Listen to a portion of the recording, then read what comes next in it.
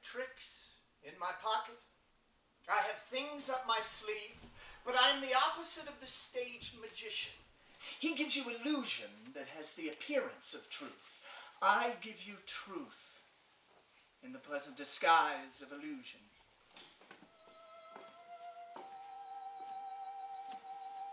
And being a memory play,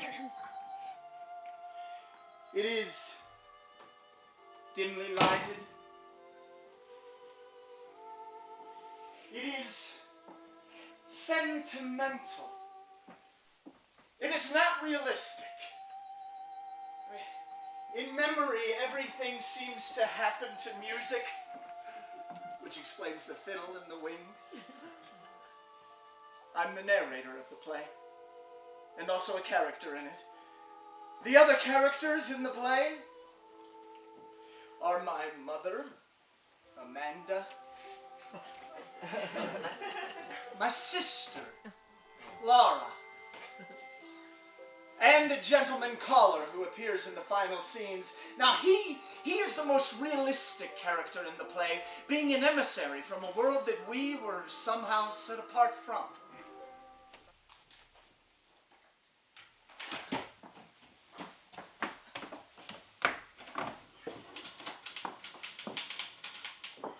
Hello, Mother. I was just... I know. You're just practicing your typing, I suppose. Yes. Deception. Deception, deception. I'm not going to the movies. I'm going to opium dens. Yes, Mother, opium dens. Dens of vice and criminals' hangouts. Mother, I've joined the Hogan gang. I'm a hired assassin. I carry a Tommy gun and a violin case. I run a string of cat houses in the valley. They call me Killer Wingfield. No, I'm really leading a double life. By day, I'm just a simple, honest warehouse worker. But by night, I'm a dynamic czar of the underworld. I go to gambling casinos and spin away a fortune at the roulette table. I wear a patch over one eye and a false mustache. Oh, sometimes I wear green whiskers. On those occasions, they call me El Diablo, who I can tell you things to make you sleepless. You should have seen your mother. You should have seen your mother, the way she just sashayed around the ballroom just like that.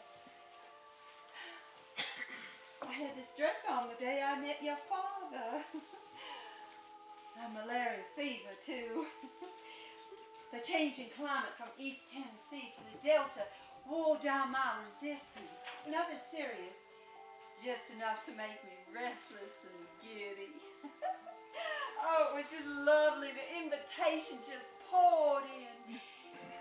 My mother said, "You can't go out. You have a fever. You got to stay in bed." And I said, "I won't." And I took quinine, and I just kept going and going. And I used to call you Blue Roses. How did I ever get started calling you a name like that? I was out of school a little while with pleurosis. You asked me what was the matter when I came back. I said pleurosis, but you thought I said blue roses. So that's what you always called me after that. I reach for a cigarette. I cross the street. I run into a movie or a bar. I buy a drink. I speak to the nearest stranger. Anything that can blow your candles out. For nowadays, the world is lit by lightning. Blow out your candles, Laura.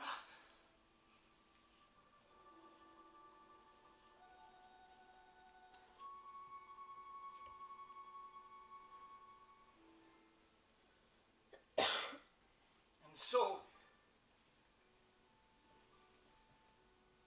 goodbye.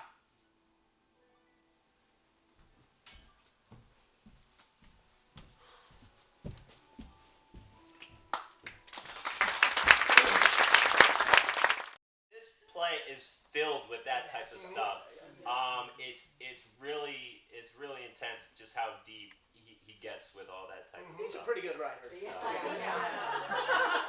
is so human, and Yeah. I used to this woman who used to quote, I think it's Einstein, who said, nothing human is alien to us.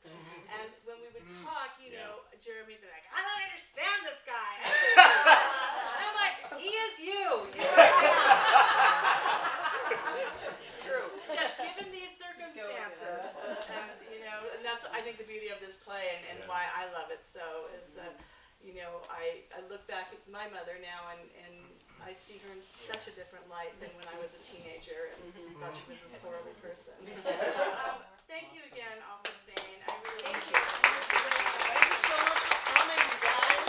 We also want to thank California Arts Council for giving us a grant to, like I said, offer this to high school students. We've had quite a few high school students come through the doors, so